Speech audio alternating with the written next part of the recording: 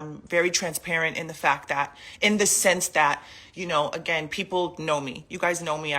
Some of you have never met me. You've grown up with me. You've seen my shows. You've seen my work. You wear my clothes. Others of you know me very well. You know me personally. You know my kids. You know my exes. You know the dads. A lot of people here know both of us, and they know he's wrong. All the friends have said, this is wrong. This is crazy. We don't understand it. But they still support him. I feel like it's one of those things where he's just like a bigger than life kind of, powerhouse. And so he just kind of turns and manipulates the press and people and to believe, anything like gaslighting, like that didn't happen. I didn't do that to you. I didn't do those things to you. I didn't, you're imagining things. How many countless women have said this, have been told this, I should say, or would say this to you? Myself and my 2 girls who are adults included, You guys didn't just start to see my kids. We didn't just go through a divorce. We went through this divorce, I don't know, 20 years ago. 20 some odd years ago. So this is not a situation, again, you can get receipts, you can go see where they say like, oh, kids been brainwashed, but we've been fine up until these past several years.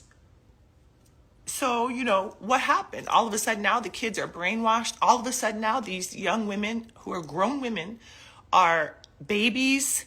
They have their own relationship with you. You have your own not existent relationship with them. I'm just asking that you please leave us alone. I've tried to go to lawyers and get help. I've tried to show all the crazy texts I've had to block. Like,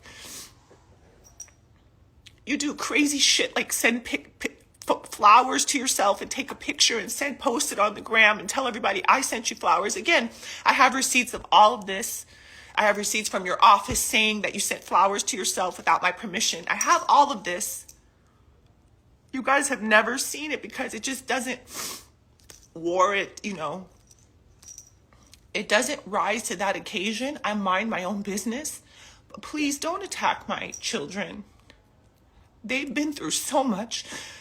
Don't attack my family, which is supposed to be your family too.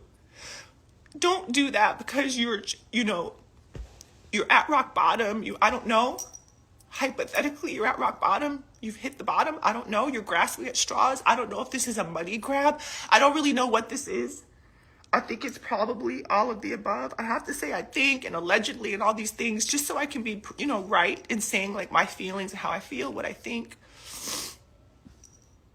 But I met this person when I was